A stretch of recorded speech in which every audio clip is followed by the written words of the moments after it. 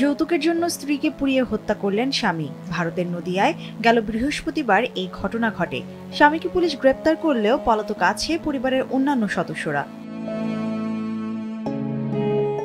নিহত গৃহবধূ নিকি ভাটির সঙ্গে রোহিত ভাটির 2016 সালে বিয়ে হয়। বিয়ের পর থেকেই তার উপর চলত যৌতুকের জন্য ভয়াবহ নির্যাতন। স্বামীর মদ্যপান কিংবা পরনারীদের সঙ্গে সম্পর্ক নিয়ে কথা বললেও শারীরিক অত্যাচারের মাত্রা বাড়িয়ে দিতেন রোহিত।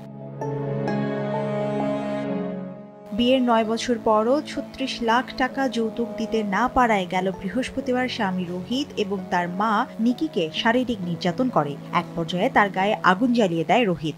এই ঘটনা প্রত্যক্ষ করে তাদের 6 বছর বয়সী ছেলে ও নিকির বড় বোন। নিকিকে হাসপাতালে নেওয়া হলে তাকে দিল্লির একটি হাসপাতালে নিতে বলেন স্থানীয় চিকিৎসকেরা, কিন্তু রাস্তাতেই তার মৃত্যু হয়।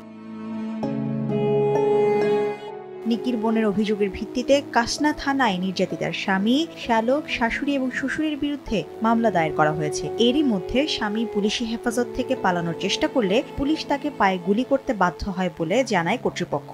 বর্তমানে তাকে হাসপাতালে রাখা হয়েছে। নিকির ন্যায় বিচারের দাবিতে কাসনা থানার বাইরে প্ল্যাকার্ড হাতে বিপুল সংখ্যক মানুষ দাবি জানান।